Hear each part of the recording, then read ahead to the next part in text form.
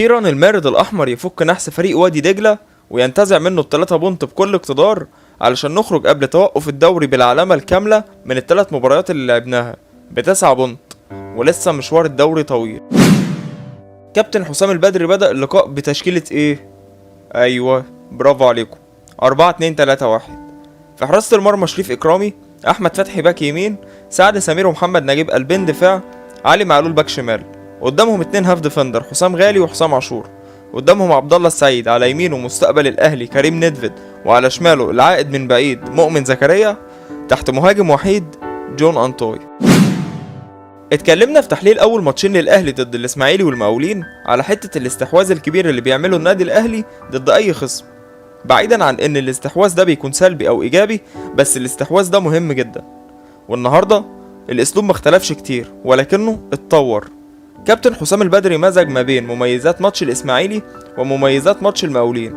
من ماتش الاسماعيلي مثلا خدنا حته حريه الشوط للعيبه من اي مكان، خصوصا الخط ما قبل المهاجم اللي هم عبد الله السعيد وكريم ندفد ومؤمن زكريا، وزود حته الضغط على الخصم اللي عملها برضه في ماتش المقاولين. كان واضح جدا ان كارتيرون كان مذاكر الاهلي وكان نازل مخطط كويس لانه يعيد سيناريو ماتش دجله والاهلي في الموسم اللي فات اللي خلص بنتيجه 1-0 لوادي دجله في اخر الماتش، اللي هو يدافع طول الشوط الاول ويبتدي يلعب على المرتدات من الشوط الثاني. ولكن السيناريو ده باظ تماما من بدري، علشان الاهلي جاب جول في الدقيقه 18 عن طريق شوطه ولا اروع من كريم ندفد. خلونا شويه مع جول كريم ندفد. اخدت بالي في كل الكور الثابته ان كارتيرون كان حريص جدا على انه يوقف لاعيبته صح جدا جوه ال18 بتاعهم علشان يبطل سلاح الاهلي بتاع الكور الثابته، ولكنه اهمل ما قبل خط ال18 لتكتل كل لاعيبته جوه منطقه جزائهم. فلما الكوره ردت من الدفاع ندفد كان واقف وحيد تماما بدون اي رقابه، وده خلاه يطلع مدفع من رجله بكل اريحيه سهل عليه ان هو يجيب الجون الاول للنادي الاهلي. بعد الجول بتاعنا فضل السيناريو كما هو عليه زي ما كان قبل الجول، الاهلي عمال بيضغط من بدري وبيستحوذ، وقبل ما يوصل لل 18 بيشوط. واتكلمت قبل كده في ماتش الاسماعيلي ان الشوط سلاح ذو حدين، هو حل هجومي مهم جدا لو الدنيا مقفله معاك، بس في نفس الوقت بيخلي اللعيبه تتسرع وتشوط من بدري وما تبنيش هجمات. افتكروا النقطه دي كويس. ناحيه اليمين احمد فتحي كان عامل جبهه محترمه جدا مع كريم ندفد، واحيانا كان بيضم عليهم عبد الله السعيد. الجبهه دي اسفرت عن اكتر من عرضيه لفتحي واكتر من جمله ايجابيه، زي كره كريم ندفد دي مثلا اللي اتصرف فيها بذكاء شديد جدا، بس الشوطه بتاعته للاسف قلشت. ابتدى الشوط الثاني نفس بدايه الشوط الاول، وجالنا كره ثابته في الدقيقه 48 اسفرت عن كورنر لينا برضه. بان في تنفيذه الحته اللي لسه متكلم فيها شويه، ان كارتيرون اهتم زياده عن اللزوم بالكثافه العدديه لفريقه جوه ال18 بتاعهم، واهمل ما قبل ال18 واللي على خط ال18. فكنا هنعيد جول ندفد بالظبط، بس لحسن حظ الحضري ان الشوطه بعدت حاجه بسيطه قوي عن القائم الشمال. دقيقه 52 جه كورنر لوادي دجله، فالطبيعي من لعيبه الاهلي ان هي ترجع علشان تعمل الواجب الدفاعي في الركنيات، ولكن مش كل اللعيبه. المفروض ان اللعيبه اللي بترجع في الركنيات هي اللعيبه اللي بتجيد العاب الهوا وبس. عبد الله السعيد ومؤمن زكريا مش من اللعيبه دي، حتى لو جابوا قبل كده جوال براسهم دي بتبقى فيها توفيق كبير، انما هما مش مميزين في حته العاب الهوا دي. فسيبكم من ان الكره ضربه جزاء او مش ضربه جزاء، مجرد تواجد مؤمن زكريا وعبد الله السعيد في ركنيه لدجله جوه منطقه جزاء الاهلي في رايي غلط كبير. يعني انت مثلا ما بتشوفش محمد صلاح جوه 18 روما لما بتيجي عليهم ركنيات، مع انه جاب اهداف قبل كده براسه، بس هو في الاصل مش مميز في العاب الهوا. بعد جول دجله بحوالي 3 دقايق عبد الله السعيد عمل باص لاحمد فتحي ناحيه اليمين اللي اخترق وعمل عرضيته المتميزه بتاعت كل ماتش، ومؤمن ترجمها اخيرا لجول. الجمله دي لو تفتكروا هي جمله جول عبد الله السعيد في ماتش المقاولين. انطوي برضو بصاها لاحمد فتحي، وفتحي عرضها بالمقاس والسعيد سجلها. فتحي السنه دي يا جماعه غير، والجبهه اليمين للاهلي هي المفتاح السري للفوز في كل ماتش. بعد تقدمنا في النتيجه بدأنا نلاحظ وقوع فريق وادي دجله بدنيا، اترتب على ده زياده في الاستحواذ من جانب النادي الاهلي، وكنا نقدر بكل سهولة ان احنا نزود النتيجة لو كنا مركزين حاجة بسيطة بس. تغييرات بقى البدري. في الدقيقة 59 بعد جول التقدم بتاع الاهلي خرج كريم ندفد ونزل مكانه الحاوي وليد سليمان. في رأيي ما اختلفش الاداء كتير عن قبل التغيير. في ناس هتقولك لا، وليد لما نزل نشط الجانب اليمين. انا شايف انه ما اختلفش ياما عن اداء ندفد.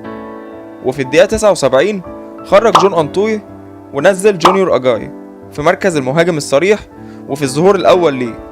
والصراحة جونيور معملش أي حاجة، ولكن ما ينفعش خالص نحكم عليه من دلوقتي. الصبر مطلوب، خصوصا إن اللي أنا أعرفه إن ده مش مكانه الأساسي، هو أصلا جناح أو شادو سترايكر بيلعب تحت المهاجم. ونزل برضه عمرو السولية مكان حسام عاشور في آخر الماتش في تغيير روتيني جدا ملوش اي لازمه، غير في ان السولية ممكن ياخد حساسية الماتشات مش اكتر. عندي بقى تعقيب بسيط جدا على حسام عاشور. هو يا حسام لازم كل ماتش تاخد انذار؟ يعني ما ينفعش مثلا تعدي ماتش كده كويس بدون انذارات؟ انا بستفسر بس. ليه جون أنطوي ما عملش حاجه في الماتش؟ في رايي تعليمات كابتن حسام البدري بالشوط المباشر على المرمى بتلغي دور راس الحربة وبتخرجه من الماتش تدريجيا، لان قبل الكرة ما بتوصله بتتشاط على المرمى فما بيوصلوش كور، وبالتالي علشان يبان لازم يخرج بره ال18 ويفقد فعاليته تماما كراس حربة صريح جوه صندوق الخصم. ودي مش مشكلة جون أنطوي بالكامل، لازم كابتن حسام البدري يوفر له امدادات من صناع اللعب والاطراف، او ما يلعبش براس حربة صريح اساسا زي ايام جريدو، ويحط مؤمن زكريا كراس حربة وهمي وشغله الاغلب يبقى بره الصندوق مش جوه الصندوق. كابتن حسام البدري لو سمحت ما تهملش احمد عادل عبد المنعم ومحمد الشناوي. مش معنى انك عاوز تساعد اكرامي في انه يرجع لمستواه تهمل الباقيين. الناس دي مش موظفين في النادي يا كابتن، الناس دي لعيبه ومن حقها تلعب وتثبت نفسها. محمد الشناوي كان جايلنا وهو حارس البتروجيت الاساسي، وكان في المنتخب عشان مستواه كان عالي في البتروجيت. انت كده بتقلله مستواه بعدم لعبه ده وبتضره، حرام يا كابتن. نفس الكلام على الصفقات الجديده والناس اللي رجعت النادي. الناس دي ما بتلعبش ليه يا كابتن؟ الناس دي مدفوع فيها فلوس علشان تيجي تفيد النادي، مش عشان يجوا يقعدوا على الدكه. جمهور الاهلي مش عايز يشوف ميدو جابر كانه احمد الشيخ الجديد، وده مجرد مثال.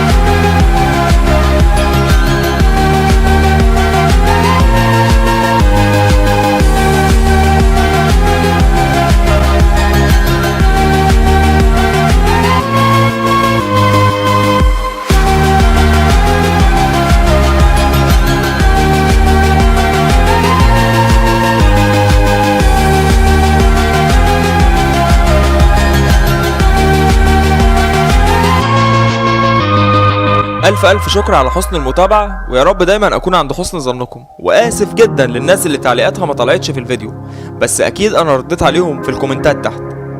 إن شاء الله بإذن الله في فترة توقف طويلة نوعا ما علشان ماتش المنتخب، لذلك أنا ناوي بإذن الله إن أنا أعمل حلقة دردش مع هيما، وهي عبارة عن حلقة أسئلة وإجابات. عايزكم تبدعوا في الأسئلة بتاعتكم، ومش لازم كل الأسئلة تكون أسئلة كروية. لو عايزين تسألوا أسئلة شخصية مفيش أي مانع، علشان نكسر الروتين الكروي ده وندردش شوية مع بعض ونتعرف على بعض أكتر وأكتر. هاخد الأسئلة إن شاء الله اللي على الفيديو ده واللي على الاكونت الشخصي بتاعي على الفيسبوك. واللي عايز يضيفني هناك هيلاقي كل اللينكات في صندوق الديسكريبشن تحت، لينك صفحة البرنامج ولينكات اخر فيديوهين هتلاقيهم تحت برضه. اشوفكم في حلقة دردش مع هيما، وما تنسوش دايما انكم تنشروا الايجابية. سلام.